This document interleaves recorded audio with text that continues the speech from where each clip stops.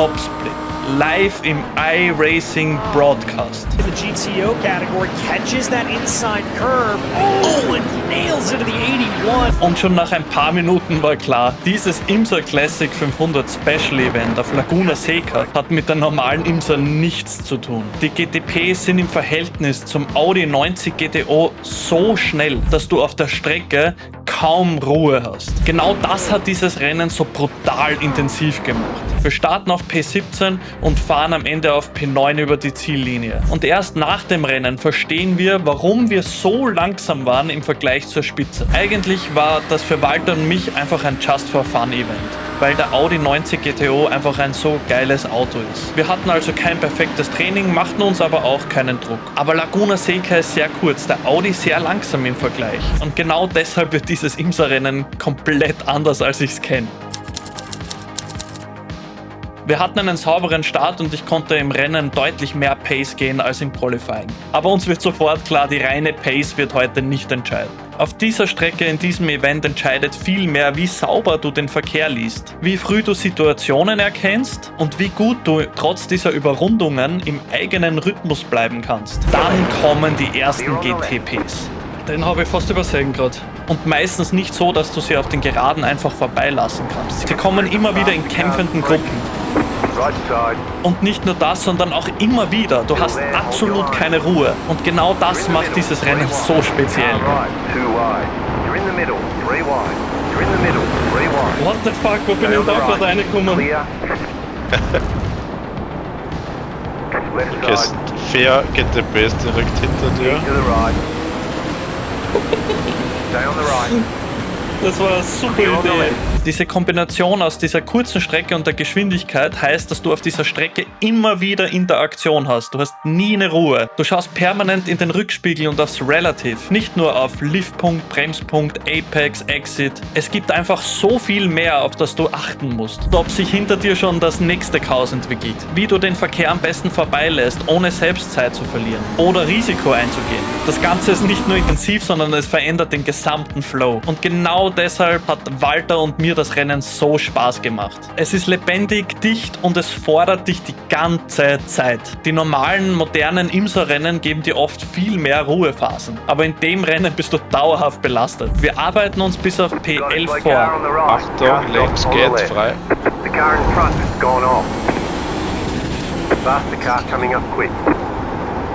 Sekunden.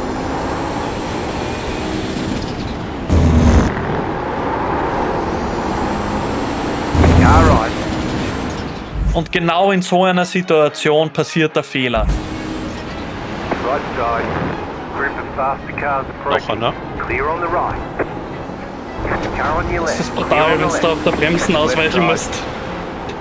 Ja, paar Sekunden. Ja, der ist rechts noch ganz schön reingestochen. 1 Sekunden. Noch dem kleinen Aufwand. 1 Sekunden bis zum nächsten. Überrundung, zu spät auf der Bremse, zu viel Bremsdruck in der Einlenkphase, Dreher.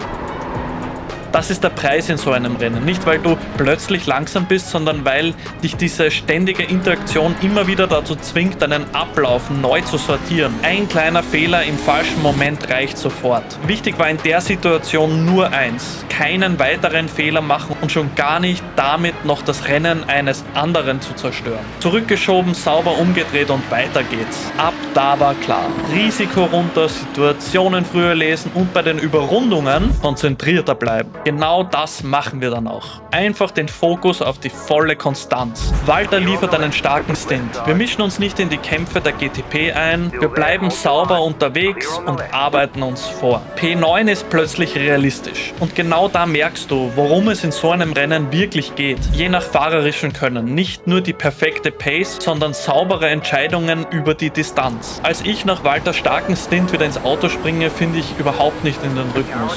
Das Incident Limit ist fast aufgebraucht und ich sammle Off-Track für Off-Track. Und wenn du auf so einer kurzen Strecke aus dem Flow kommst, fühlt sich alles irgendwie nochmal intensiver an. Erst wie ich mich wirklich wieder beruhigt habe und sauber auf die Überrundungen konzentrieren habe können, bin ich wieder auf Pace gekommen. Am Ende bringen wir das Ding von P17 auf P9 nicht, weil wir die schnellsten waren und auch nicht, weil wir komplett fehlerfrei durchgefahren sind. Jawohl!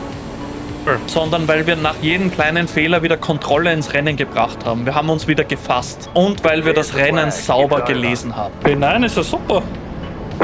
Stark. Incident Limit haben wir auch ausgereizt. Ja, 30. Nein, 31. Okay. Das passt.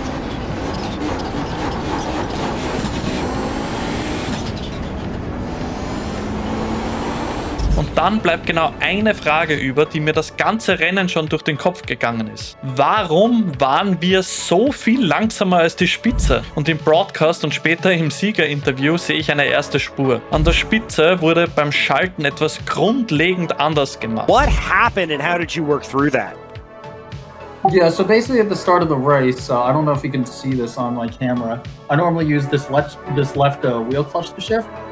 So pretty much what happened was I think the springs came out, so I had to constantly keep moving it back into place in order to properly shift. So that's why I was really struggling for a stint to just keep that clutch in place. Fortunately, I was able to come into the pits and then quickly change over to the right clutch, set that to 100% and then keep going. Wir hatten kein klassisches Kupplungspedal am Rig, sind damit in iRacing mit Autoblip gefahren und damit auch mit dieser Autoclutch, also automatischer Kupplung. Das Schalten hat dadurch sehr lange gedauert und ich dachte, das ist normal und haben die Übersetzung so gewählt, dass wir auf den Geraden wenigstmöglich schalten mussten. Erst im Nachtest hat sich dann gezeigt, wie viel Zeit das eigentlich gekostet hat. Auf den Geraden hat das pro Schaltvorgang 1 bis 2 Zehntel gekostet und das habe ich auch beim Hinterherfahren nach der Überrundung der Topgruppe gemerkt. Aber der größere Punkt war die Bremse. Mit sauberem Kuppeln war deutlich mehr Ruhe im Antriebsstrang. Das Auto bleibt auf der Bremse beim Runterschalten deutlich stabiler und ich konnte später und vor allem kontrollierter bremsen. Das Verrückte daran, das Ergebnis war schon so gut, aber technisch war noch mal viel mehr drinnen. Wir haben uns nämlich auch beim Setup dadurch aus Vorsicht limitiert. Die lange Übersetzung hat nämlich Schaltvorgänge gespart, aber genau in dem Moment, als ich schneller schalten konnte,